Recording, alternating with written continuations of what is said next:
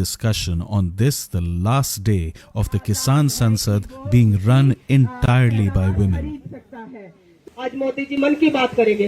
अरे इनकी भी देश का करोड़ों का इंसान यहाँ बैठा है, मजदूर जो दुनिया का पेट भरता है, धरती की छाती चीर के इस देश के लिए अन्न पैदा करता है, हर किसी की भूख मिटाता है। आज वो अन्नदाता सड़कों पर 8 महीनों से मौसम की मार भी झेल रहा है। सब बरसातें भी चली गई, सर्दी भी चली गई, गर्मी भी चली गई। सरकार को शर्म नहीं आई कि भाई हाँ, मेरे 600 से ज्यादा किसानों ने यहाँ शहादतें दी हैं। यह सरकार सत्ता में रहने के लायक नहीं है। जो किसान विरोधी सरकार है, ये तो शुरू से ही पूंजीपतियों की, कारपोरेट सेक्टर की सरकार रही है। You know that the farmers have been coming to Jantar Mantar to hold what they call a farmers' parliament. So today is the last session of the Farmers' Parliament, and today was dedicated only to women parliamentarians. So these included women farmers as well as women activists from a variety, activists and scholars from a variety of walks of life from all over the country who came as delegates here to participate here. So a range of issues were raised along with opposition to the farm laws. Basically, I think what happened here was what should be happening in our parliament but doesn't and cannot, because there was a very serious discussion of policies and what kind of policies are needed for our farmers, for our workers, for food security.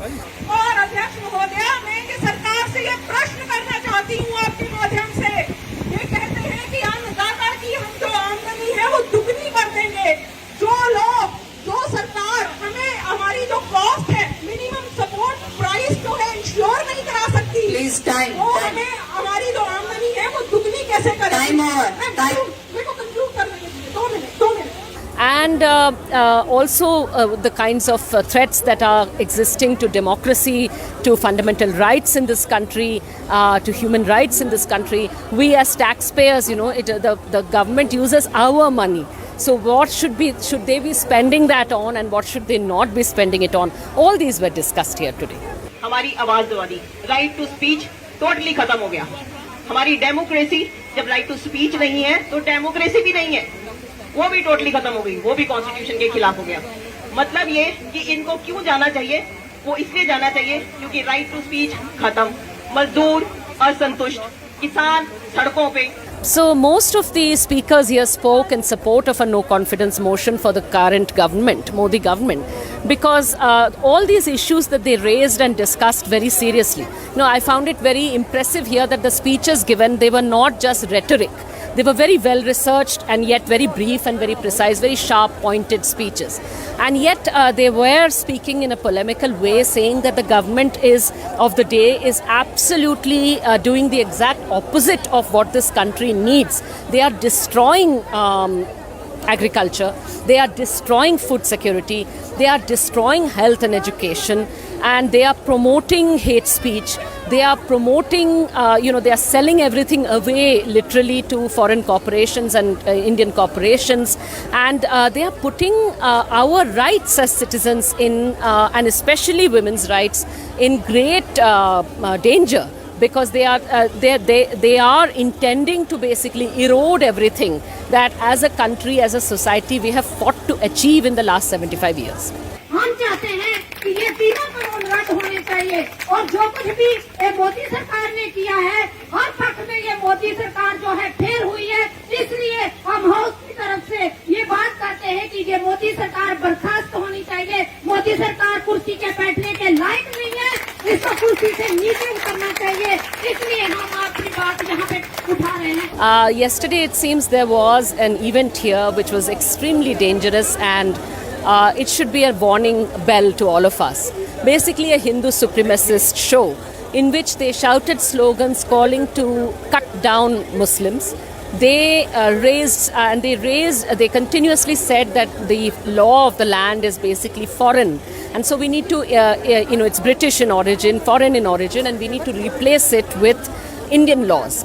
But they do not mean, colonial era laws. They don't have any opposition or hostility to colonial era laws like sedition or UAPA. They say, for them, what they mean when they say foreign law is the Constitution of India. So the RSS has always maintained that the Constitution of India was of foreign inspiration, and they always insisted that it is the Manusmriti which should be the Constitution. And the Manusmriti, of course, is the document of subjugation and slavery for women and Dalits in particular, and oppressed castes. So I think that this is a clear and present, the very fact that they could hold this event here and get away with it. They spoke the language of terrorists. They spoke the language of violence, and yet there is no arrest. Whereas those who have spoken the language of peaceful protest are in jail today in large numbers under sedition or under UAPA, right? So this tells us, and then we also raise the issue here about Pegasus snooping. The fact that the government says we don't have money for farmers, we don't have money for education or for health or for anything else that counts.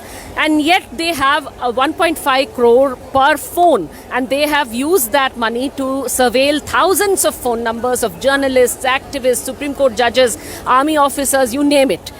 So, and women, ordinary women who are not in public life, they have all been subjected to this kind of surveillance and at this kind of money. This is our money. Why are they not spending it to save lives from COVID? 40 lakh people have died in this country of COVID, and yet, they are behaving like everything is normal, right? So we should certainly be concerned about this. And it's very important that this Women's Parliament raise this issue, this Farmers' Parliament raise these issues. These are issues every citizen should be raising.